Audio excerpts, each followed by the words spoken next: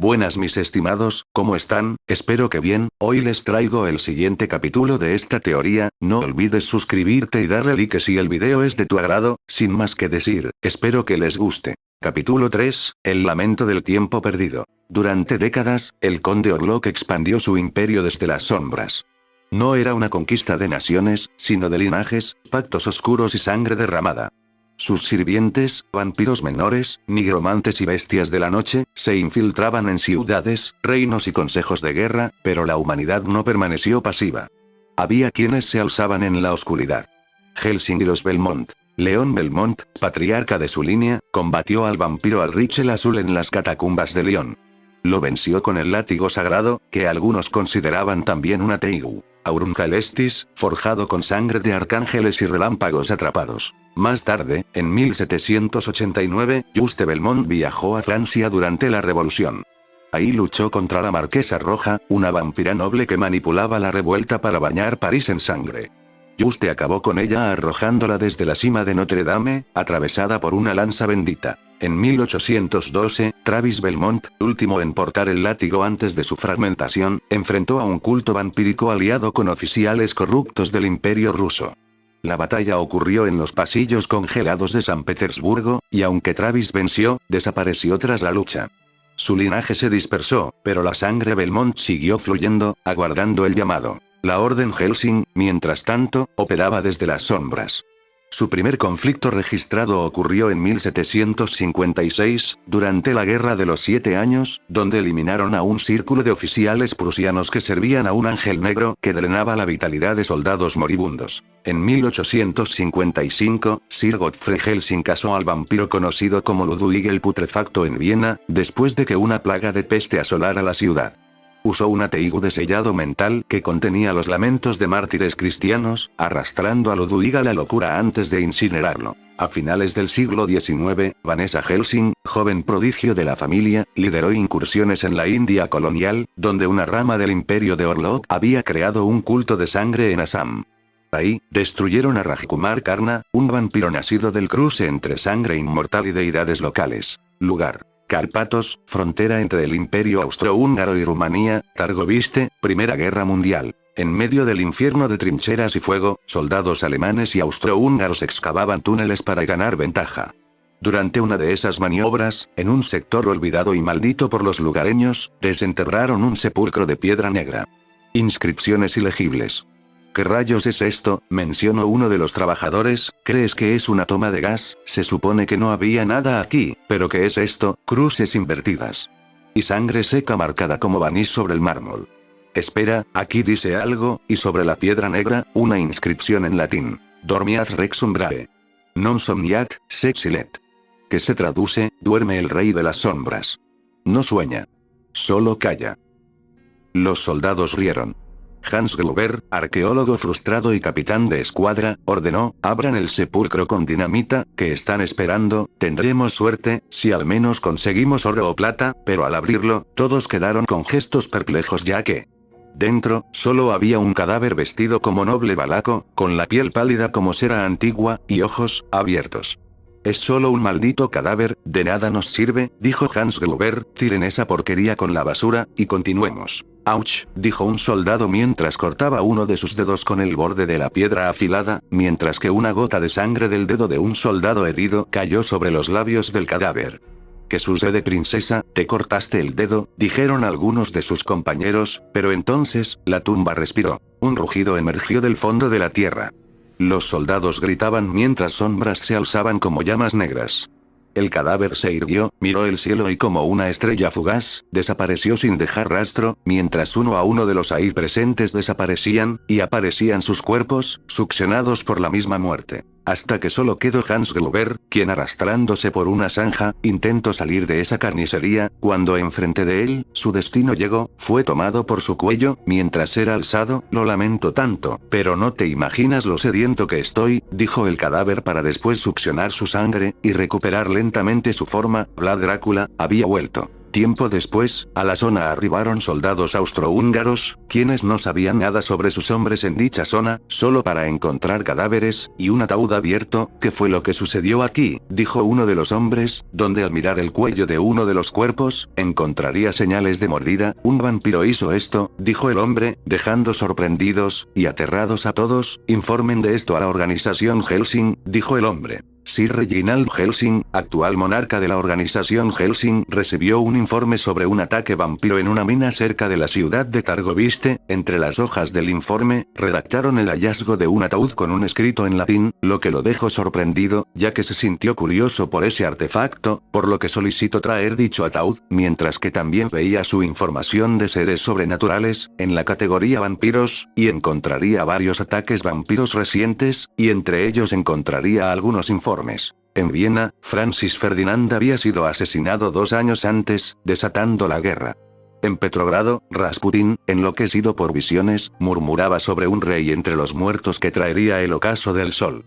En Londres, Winston Churchill, aún joven político, envió informes secretos a Helsing. De regreso con Vlad. Vlad emergió entre ruinas y cadáveres. El uniforme de un soldado roto cubría sus hombros. Al mirar dichas prendas, Vlad miró curioso las cosas que le rodeaban. El mundo ha cambiado, pero al alzar su mirada, encontraría más hombres con la misma ropa, pero la guerra siempre será igual. Miró el cielo rojo por las bombas. Olió la sangre. Y susurró. Ahora entiendo, o quizás no. ¿Este es mi mundo, o es un sueño que refleja mis traumas?, dijo Vlad antes de hacerse camino entre la niebla. No había más fortalezas de piedra ni castillos entre montañas. O por lo menos no las que él recordaba, ya que eran compuestos por artefactos y soldados que antes no había visto. En su lugar, también habían torres de hierro, que escupían humo al cielo. Bestias metálicas que corrían por rieles, y los hombres hablaban por máquinas que chillaban como demonios. El mundo que había conocido había sido tragado por el fuego y en su lugar, surgía una nueva pesadilla. Los rostros eran los mismos. La ambición también. Pero ahora, el alma del mundo estaba fragmentada.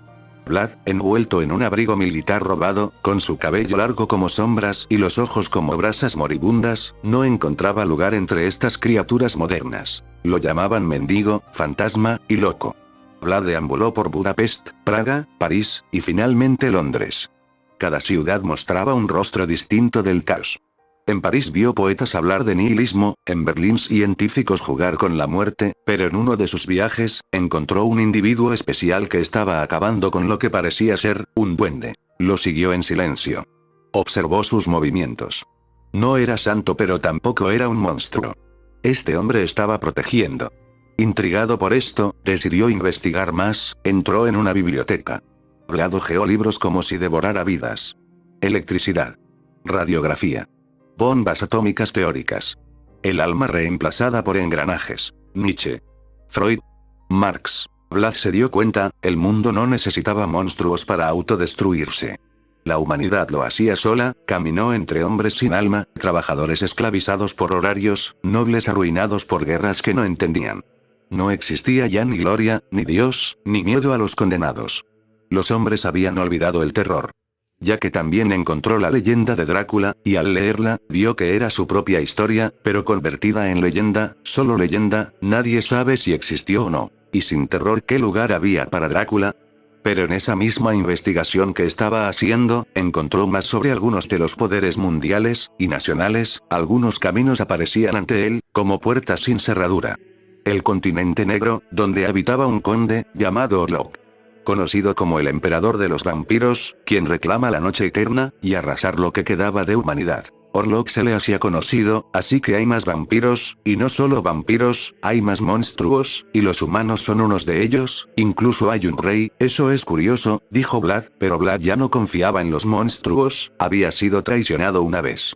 Y estaba intrigado en ese tal conde Orlok. La iglesia como no podía faltar, en la tan llamada por los creyentes, Tierra Santa, pero también el único rastro de lo que un momento, fue parte de su vida, un imperio llamado, Sargand, el imperio de la ciencia, como era nombrado en estas escrituras, un imperio con tecnología, mucho más avanzada que otros países, lo que llamó bastante su atención, sobre todo por lo que este reino llamaba, Teigus, ya que él antes de su sueño, había escuchado sobre esos artefactos, pero jamás le prestó atención, continuando con su lectura, lo que generó más intriga en él. Pero Vlad por ahora consideró que era momento de explorar más lugares, y conocer más a los vampiros, monstruos y hombres que habitaban los poderes mundiales.